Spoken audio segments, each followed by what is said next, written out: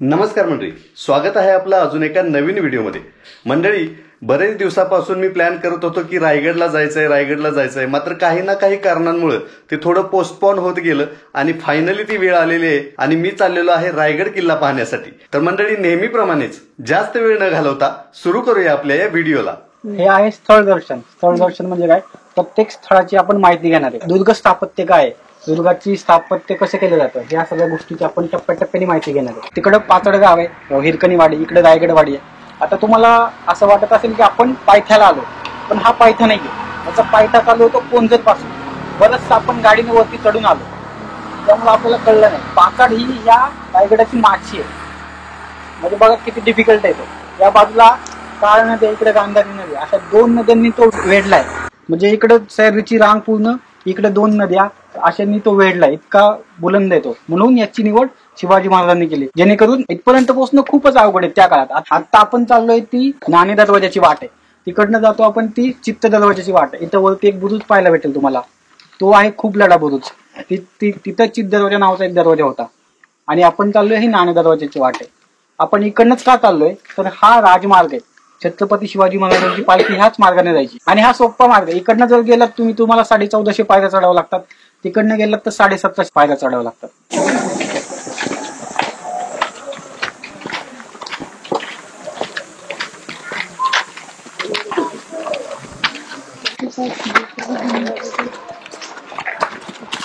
हे काम कसं करतं चुन्याचा घाणा? तर पूर्वी काय सिमेंट नव्हतं, तेव्हा मग हे दगड कसे हे केले जायचे चुन्याच्या याच्यामध्ये. चुना म्हणजे फक्त चुना नव्हता, चुनखडी असायची. त्याच्यानंतर हरभऱ्याची डाळ, गुळाचं पाणी, काही वेली, काही झाडांच्या साली, शंख शिपले, असं सगळं जे मटेरियल आहे ते सगळं एकत्र करून मग ते याच्यामध्ये टाकलं जायचं आणि मग ते हे चाक फिरवलं जायचं. त्याला पुढं बैल बांधलेला असतात त्याला. याचा एक व्हिडिओ पण इथला नंतर वाटतं तर ग्रुपला टाकेल. मग ते फिरवलं जायचं आणि मग नंतर हळूहळू ते मिश्रण तयार व्हायचं, दगडांमध्ये ते घातलं जायचं आणि मग ते दगड इतके स्ट्रॉंग व्हायचे. आता पाहतोय तुम्ही बुरुज, त्याच्यामध्ये वाईट जे बाहेर आले ना तो चुनाच आहे, त्यामुळे ते इतकं पॅक होऊन जायचं. ते मटेरियल इतकं स्ट्रॉंग असायचं. जर तुम्ही समुद्रातले किल्ले पाहिलेत ना तर त्याच्यामध्ये लाटांनी हे होऊन दगड जिंकले, पण ते आतमधलं मटेरियल अजून तसंच आहे. मित्रांनो, आता आपण नाणे दरवाजाजवळ आलोय. गडावरती जायची ही सगळ्यात पहिली मुख्य वाट आहे. इथूनच महाराजांची पालखी जायची, म्हणून हा राजमार्ग आहे. हे सगळं पडलेलं होतं आधी, आता याचं रिनोव्हेशनचं काम चालू आहे, म्हणून हे बऱ्यापैकी बांधलेलं दिसते तुम्हाला. हे सगळे खालची जुने दगड आहेत. हे खाली हे वरती दिसतात तुम्हाला नंबरिंग केलेले, हे आता हे केलेले आहे. ते हे बांधतात कसं, जुनं बांधकाम कसं बांधतात तर आधी सगळे दगड काढले गेले, त्यांचं नंबरिंग केलं गेलं. पाठीमागं तुम्हाला तिथं दिसेल असेल ना, ते नंबरिंग केलं गेलं आणि याचं ते घेऊन मग त्यांनी इकडचे जे नवीन दगड घडवले आणि मग त्याचं कन्स्ट्रक्शन केलं गेलं. आता तुम्ही म्हणाल हा नाणे दरवाजा बांधू शकतो आपण, पण रायगड का नाही बांधू शकत? हे शक्य नाही, कारण आता याची रिप्लेका इकडे होती म्हणून आपण ते बांधणं शक्य आहे. पण जेव्हा आर्किओलॉजीचा नियम काय सांगतो, जर तुमच्याकडे ब्लूप्रिंट नसेल, नकाशा नसेल, फोटो नसेल, तर तुम्ही ती गोष्ट बांधायचीच नाही ती. कारण ती बांधली का त्याचं जे आधीचं जे होतं ते सगळं निघून जातं आणि नवीनच काहीतरी तयार होतं. त्यामुळं हे असं केलं. तर हा दरवाजा जेव्हा इथं जो इंग्रज वकील आलाय त्यानं सुद्धा या दरवाजाचा उल्लेख करून ठेवलाय की मी एक लहान दरवाजातून आलो. लहान म्हणजे हाच लहान दरवाजा, नाणे दरवाजा. तुम्ही नीट पाहिलं तिथे एक खोल दिसते तुम्हाला त्या साईडला, तसंच त्या बाजूला पण एक खोल आहे. याला म्हणायचं अडसर. म्हणजे हा जो दरवाजा होता 2 कवाडांचा, तर त्याला बंद करण्यासाठी हे कडी, थोडक्यात हे लाकडी ओंडका असायचा. इकडचं जर बोळ पाहिलं तुम्ही तर ते खूप आतमध्ये आणि इकडचं शॉर्ट आहे. का तर तो जो ओंडका आहे तो आतमध्ये घातल्यानंतर पूर्ण आतमध्ये गेला पाहिजे आणि मग जेव्हा दरवाजा बंद करायचा आहे तेव्हा मग तो इकडे घ्यायचा आणि त्याच्यामध्ये हे होऊन जाईल. म्हणजे त्याच्या डायमेन्शन म्हणून आपण अंदाज लावू शकतो की दरवाजा किती मोठा असेल. कुणी जरी हल्ला केला तर ते तुटणार नाही, इतका दरवाजा तो हे असायचा. पण प्रत्येक वेळेस काय तो दरवाजा ओपन नसायचा, त्याला एक चोरदिंडी नावाची एक हे असतं दरवाजा, छोटा दरवाजा. आपण जेव्हा महादरवाजा पाहू तेव्हा आपल्याला लक्षात येईल तो. जेव्हा मोठमोठे समारंभ व्हायचे तेव्हाच तो मोठा दरवाजा उघडला जायचा. म्हणजे शिवाजी महाराज येणार असतील दसरा दिवाळी असे जे महत्वाचे सण असायचे तेव्हाच तो मोठा दरवाजा उघडला जायचा आणि ज्याला परमिशन आहे वरती जायची अशीच लोक ह्या दरवाजातून ये जा करत होती. आम्हाला थोडं जंगल ट्रेक करायचं होतं, त्याच्यामुळे ट्रेकिंग करायचं असल्यामुळं आम्ही पायरीचा मार्ग जो आहे तो निवडला नाही आणि इकडून या बाजूने आता आम्ही ट्रेकिंग करत चाललोय. थोडंसं ट्रेकिंगचा फील येतोय, छान वाटते खूप. थोडं वर आल्यानंतर तुम्ही खालचा रोड बघू शकताय, त्या बाजूने आपण आलो होतो आणि पायऱ्यांचा मार्ग देखील आहे, पण मात्र आपण पायवाट जी आहे ती निवडलेली आहे आणि या पायवाटेने आपण चाललोय थोडा ट्रेकिंगचा फील घेण्यासाठी.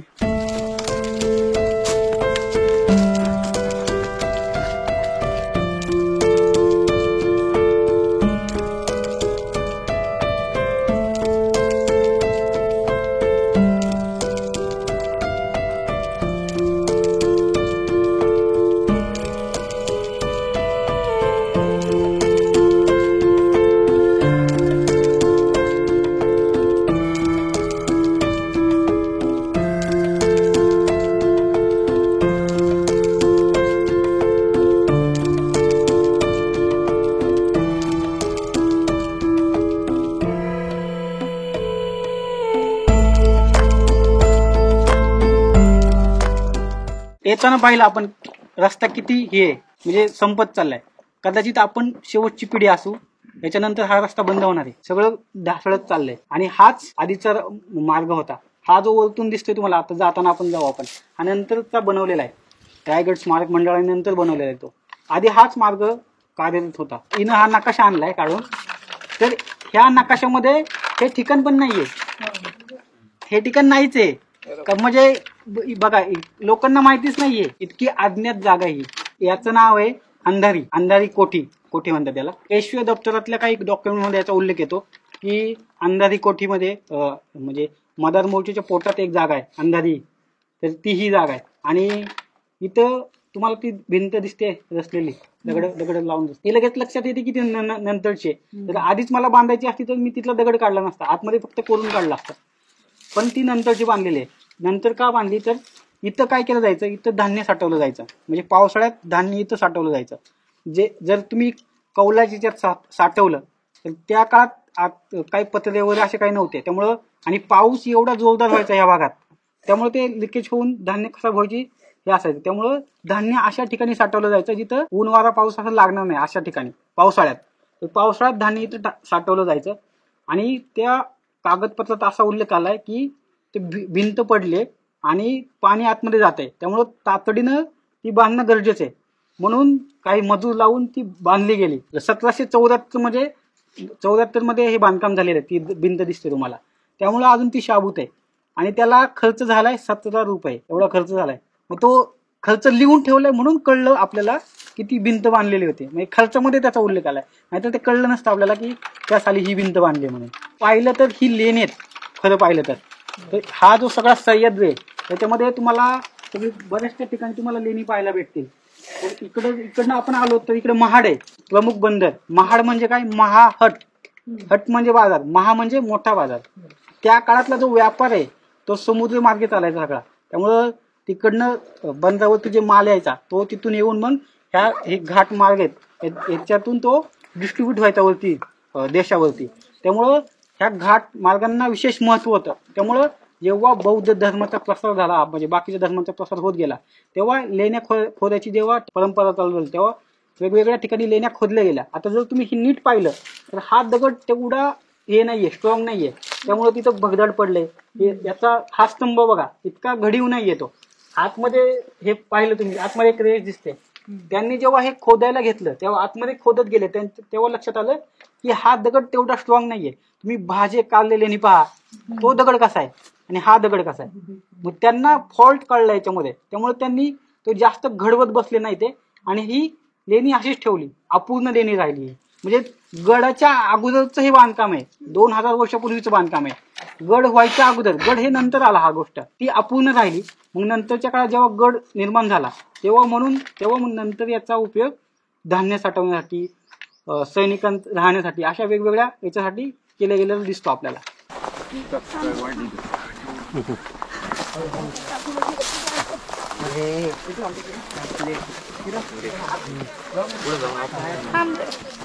थांब दादा मदत करेल.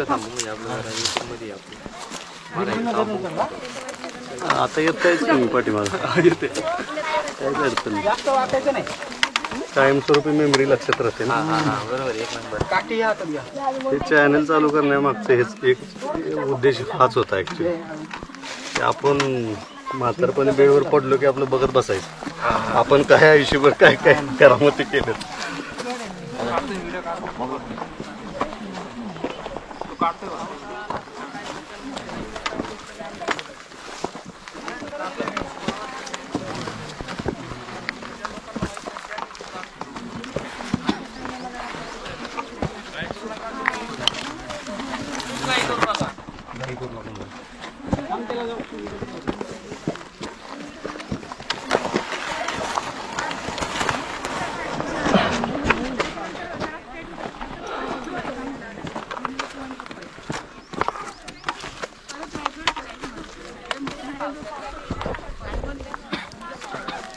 इकडे पाठीमागच्या बाजूला थोडासा अवघड टप्पा आहे आणि तो अवघड टप्पा पार करून आम्ही आता पुढे चाललोय.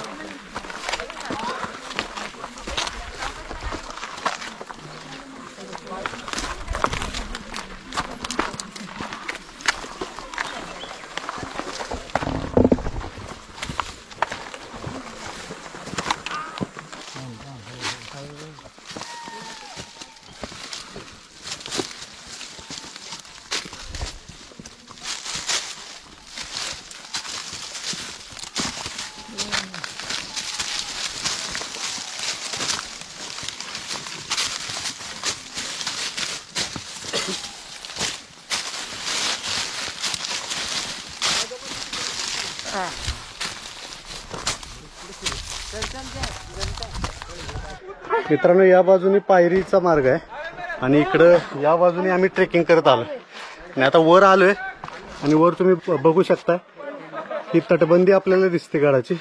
काही बुरुज पण दिसतात आपल्याला. आता आपल्याला तिकडे जायचं आहे.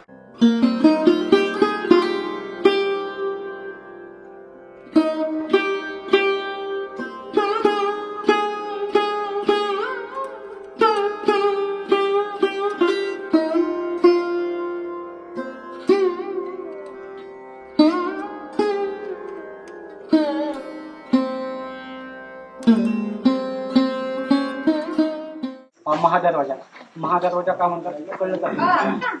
मोठा दरवाजा तसं तो खालचा दरवाजा तिथपर्यंत जातपर्यंत आपल्याला समजलं नाही की आतमध्ये दरवाजा आहे. तशीच याची रचना केली.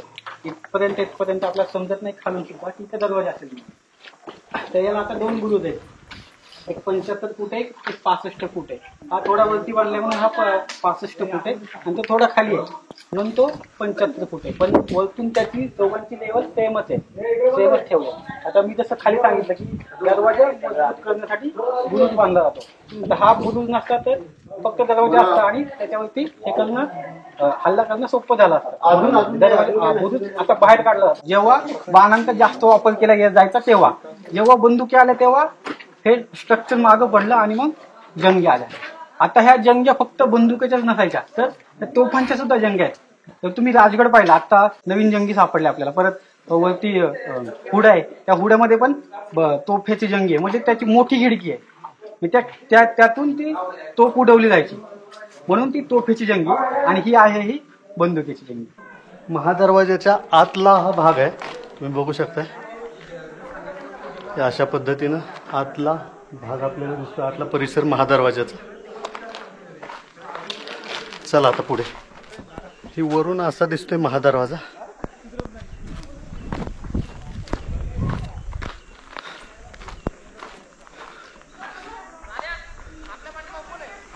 इकडे या बाजूला महादरवाजापासून आपण आत आलो आणि आत आल्यानंतर इकडे या बाजूला 2 तोफा दिसत आहेत,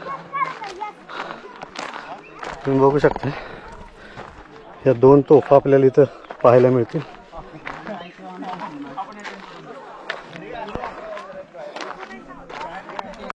ह्या काळात त्यांनी काय केलं, हा किल्ला फॉरेस्ट डिपार्टमेंटकडे दिला ब्रिटिशांनी. आणि त्यांनी असा नियम लावला की किल्ल्यावरती कोणी यायचं नाही. त्यांचा नियम म्हणजे नियम. मग ह्या 63 वर्षामध्ये किल्ल्यावरती कोणी आलंच नाही. आणि आलं नाही. मग त्याच्यामुळे काय झालं, एका पिढीकडून दुसऱ्या पिढीकडे जाणारी जी इन्फॉर्मेशन आहे ती ब्रेक झाली, ती चेन ब्रेक झाली. आणि त्यानंतर 1818 मध्ये नंतर जी लोक आलेत त्या लोकांनी जे नावं दिली आणि जी लोक त्या पुस्तकामध्ये आली तीच आपण कॅरी फॉरवर्ड केली. जेम्स डगलस तो पहिला इंग्रज आहे, तो इथं आलेला. तो काय इतिहासकार नाहीये, तो फिरस्त आहे. तो बाकीच्या किल्ल्यांवरती पण गेलाय आणि तो पाचड मधल्या एक आणि वाडीमधल्या एका माणसाला घेऊन वरती आला होता, दोघांना घेऊन. त्या दोघा लोकांनी जे काही आपल्या मनाला येईल ते सांगितलं, त्यानं ते तसं लिहून घेतलं. तीच माहिती पुढे, तीच माहिती आणि तीच माहिती आपण आपल्या लोकांनी ती कॅरी फॉरवर्ड करायला सुरुवात केली. पण शिवकाळात नक्की ती गोष्ट तीच असेल का नाही हे कन्फर्मेशन नाही. कारण जेव्हा औरंगजेबाने हा किल्ला घेतला तेव्हा ऑब्व्हियसली त्याने असलेली जी डॉक्युमेंट आहे ती काय ठेवली नाही, ती जाळलीच असणार. आणि इंग्रजांनी घेतला तेव्हा पण काय, तेव्हा तर असं हे की एक इमारत सोडली तर सगळ्या इमारती जळत होत्या. म्हणजे डॉक्युमेंट तर काहीच राहिली नाही, गडावरची काहीच राहिली नाही. मी जे खाली पेशवे दप्तरातली जे सांगत होतो ते इथला खर्च पुण्याला जो पाठवला म्हणजे दप्तरामध्ये कुठल्या याला कुठला खर्च झालाय, तो जो खर्च आहे तिकडचा तेवढंच आपल्याला माहितीमुळे त्याच्यामुळे मिळते. पण इथल्या जो डॉक्युमेंट आहे गडावरचे डॉक्युमेंट ते राहिलेच नाही. त्यामुळं कागदपत्री पुरावाच नाही आपल्याकडे. त्यामुळं ठामपणे मी सांगू शकत नाही, मी काही कोणीच सांगू शकत नाही की ह्या वस्तूला हेच म्हणतात. आपण थोडंसं लॉजिकली ह्या गोष्टींकडे पाहणार आहे. तिकडे या बाजूला हनुमान टाकी आहे, तिकडे आपण बघितला हत्ती तलाव. हनुमानाचं एक शिल्प दिसतं इथं आपल्याला. पाणी आहे, पलीकडे पण दिसते पाणी त्या बाजूला.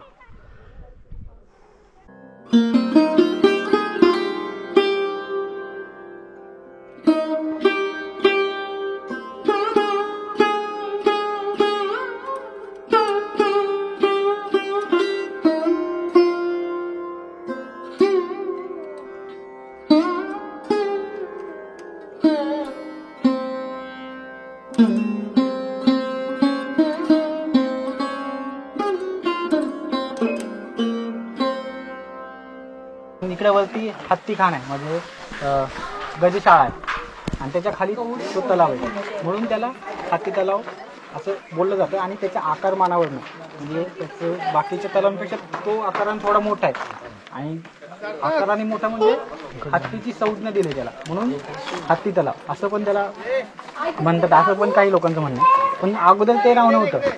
जसं मी त्या गोविंद बाबाजी जोशींचं सांगितलं की अगोदर फक्त त्यांनी त्याचा उल्लेख फक्त एक अंडाकृती तलाव एवढाच केलेला आहे. नंतरच्या काळात ते नाव रूढ झालेलं आहे. त्याच्यानंतर आपण वरती आलो, शिरकाईचं मंदिर पाहिलं आपण. गडावरची जी प्रमुख देवता आहेत त्यापैकी एक शिरकाई देवी. शिवाजी महाराजांनी हा किल्ला मोऱ्यांकडनं घेतला. मोऱ्यांच्या आधी हा शिर्क्यांकडे होता. शिर्क्यांची आई म्हणजे शिरकाई, त्यांचं जे ग्रामदैवत आहे त्यांनी या गडावरती त्याची स्थापना केली आणि तिचं हे म्हणजे ती आद्य देवता आहे. या गडावरची ती आद्य देवता आहे, आधीपासूनच आहे, शिवाजी महाराजांच्या आधीपासूनच तिचं वास्तव्य आहे. तर ती मंदिर पाहिलं तुम्ही तर तुमच्या लक्षात येईल की इथं ते मंदिर त्याच्यापेक्षा मोठं असलं पाहिजे, बरोबर की नाही? हा, पण ती त्या मंदिराची मूळ जागा नाहीये. इथं तो माणूस उभा आहे ना, तो जो चौथरा दिसतोय ना, त्या शिरकाईचा तो मूळ चौथरा आहे. तिथलं मंदिर पडलं आणि मग ते नंतर तिकडे शिफ्ट केलं. आता तिथंच का नाही बांधलं तर मधल्या काळात झालं काय, त्याच्यावरती वीज पडली. वीज पडल्यानंतर ते मंदिर ढासळलं आणि मग आतमधली जी देवळे ती नंतर मग टिळकांच्या काळात मग नंतर तिकडे शिफ्ट केली गेली आणि तिथं मंदिर बांधलं गेलं. ते शिफ्ट तिकडे का केलं, इथं मंदिर का नाही बांधलं तर आपल्या हिंदू धर्मशास्त्रानुसार जर मंदिरावरती वीज पडली तर तिथं परत मंदिर बांधता येत नाही, बांधायचं नसतं. आपल्या मंदिराला कळस का असतो तांब्याचा, वीज हे म्हणून असतो, त्याच्या मागं पण लॉजिक आहे. पण मधल्या काळात कुणाचं लक्ष नाही राहिलं, कोण नव्हतं, त्यामुळे ते आधीच थोडंसं ढासळलेलं असत आणि त्यात वीज पडली ते झालं. मग नंतरच्या काळात ते तिकडे शिफ्ट केलं गेलं. त्या देवीच्या पीठावरती म्हणजे ज्याच्यावरती ती देवी हे केले तिथं एक शिलालेख लिहिलेला आहे. मग तो जीर्ण झालाय, तो वाचता पण येत नाही. हा, म्हणून तुम्हाला दाखवलं नाही तर तुम्हाला दाखवलं असतं. त्याच्यावरती लिहिलंय आई शिरकाई शके 1868. शके 1868 म्हणजे त्याच्यात जर 78 मिळवले आपण तर 1946 येतात. म्हणजे 1946 साली ती जी देवळे ती निर्माण केली गेली, म्हणजे इकडचं मंदिर तिकडे शिफ्ट केलं गेलं. आता आलो आपण हा गंगासागर तलावावर. जर तुम्ही नीट पाहिलं त्याला तर त्याचे जे दगड आहेत त्याला सेक्शन केलेले दिसतात तुम्हाला. त्याचं प्रयोजन काय आहे, तर ह्या गड बांधताना त्यांनी काही खालून दगड नाही आणला, इथूनच जो दगड निघाला त्यातूनच हे गडाचं बांधकाम केलं गेलं. आता खालून दगड आणणं एवढं शक्य नाही. महाराजांनी काय केलं, जिथून जिथून पाणी जायला जागा आहे ना तिथे सगळीकडे त्यांनी भिंत बांधून तलाव निर्माण केले. गडावरती पाणी असणं खूप महत्वाचं आहे. आज्ञापत्रामध्ये एक वाक्य आहे, उदक पाहून किल्ला बांधावा.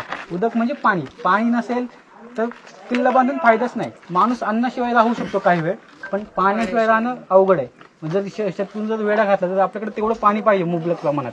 त्यामुळं पाणी असणं महत्वाचं आहे. त्यामुळे जिथून जिथून पाणी जायला जागा तिथे ते सगळीकडे त्यांनी तलाव बांधले. दोन्ही नटली धरणी विशाल पलाश वृक्षांचा, लता तरुणा बिगलून डुलती नाच चालतो छायेचा. कुठे बांधल्या जलाशयावर जिना शोभतो दगडांचा, विहार चाले त्या पाण्यावर चक्रवाक कधी हंसांचा.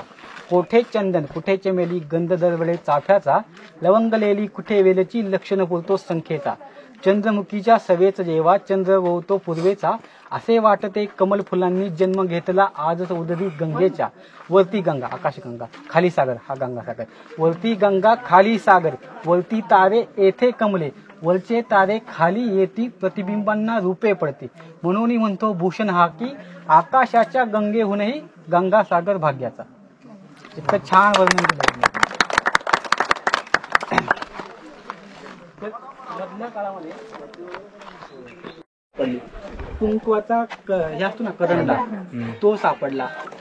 अजून एक विशिष्ट म्हणजे हे गोष्ट म्हणजे एक होडी सापडली. एका पूर्ण लाकडामध्ये कोरलेली होडी सापडली. आता तलाव छोटा आहे, याच्या छोट्याशा तलावामध्ये होडी कशाला लागेल? इकडून तिकडे जायचं मला मी चालत जाऊ शकतो.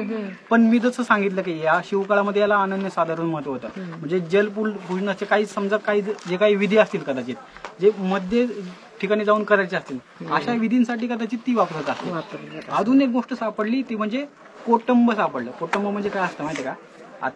आता काही कोकणामध्ये जुन्या ठिकाणी विहिरीत अजूनही ते वापरतात. म्हणजे एक बांबू असतो आणि त्याला आपलं ताडाचं जे असतं झाडाचं खोड, त्या खोड हे करून एक भांड बनवलेलं असतं आणि ते बांबू लावलेलं असतं त्या माडाच्या याला, आणि ते आपण खाली सोडलं की ते त्याच्यात पाणी भरतं आणि वरती येतं. म्हणजे खेचायची गरज नाही आपल्याला, ते याने ते वरती येतं. ते म्हणजे जास्त कष्ट करायची गरज नाही, असं त्याचं प्रयोजन असतं. तशी अशी 2-3 कोटंब याच्यात सापडले. म्हणजे त्या काळात पाणी काढायला ती लोक कोटंब वापरायचे. माझ्याकडे फोटो पण आहे, मी फोटो टाकायला वाटलं तर ग्रुपवरती. म्हणजे बघा, जर आपण उत्खनन केलं, गाळ काढला, तर आपण म्हणजे जरी डॉक्युमेंटमध्ये गोष्टी नसल्या तरी उत्खनातून बराचसा इतिहास कळू शकतो आपल्याला. मग हे करणं गरजेचं आहे. आता बऱ्याचशा काही ठिकाणी उत्खनन चालू आहे, आपण तिकडे जाऊ तेव्हा आपल्याला समजेल असतं काय काय चालू आहे. याला सगळ्याला म्हणजे आतापर्यंत व्हायला पाहिजे होतं ह्या सगळ्या गोष्टी. अजूनही किती वास्तू अशात ज्या उजेडतच आल्या नाही, म्हणजे माहिती सुद्धा नसतील आपल्याला, आज जमिनीखाली काढल्या गेलेल्या.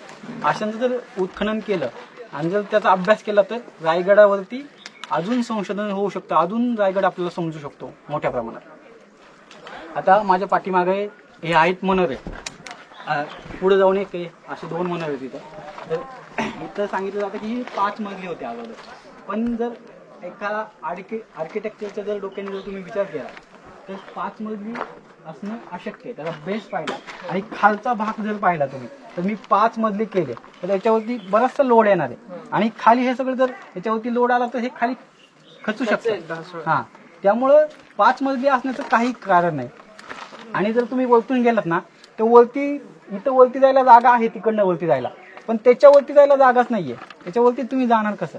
आणि वरचं बांधकाम बघा तुम्ही, विटांचं बांधकाम आहे, माहिती नंतरच्या काळात बांधलेलं आहे. हा, जर आधीच असतं तर दगडामध्येच केलं असतं त्यांनी. त्या विटांनी बांधले, त्याचा शोध गेलाय. म्हणजे आणि हे मनोरे बांधलेच कशासाठी तर एक शोच्या हे म्हणून, म्हणजे राजाचं वैभव. आपण तिकडनं जेव्हा येतो ना आपण, तेव्हा आपल्याला नगरखाना वगैरे काही दिसत नाही, आपल्याला हे 2 मनोरे दिसतात. म्हणजे आपल्या दारात काय आहे त्याच्यावरनं राजा किती सामर्थ्यवान आहे, किती वैभवशाली आहे हे कळतं. आज जायला मार्ग आहे तिकडून.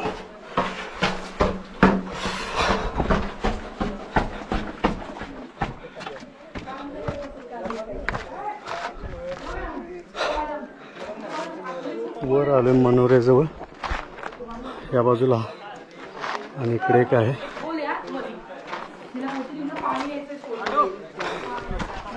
चला आता.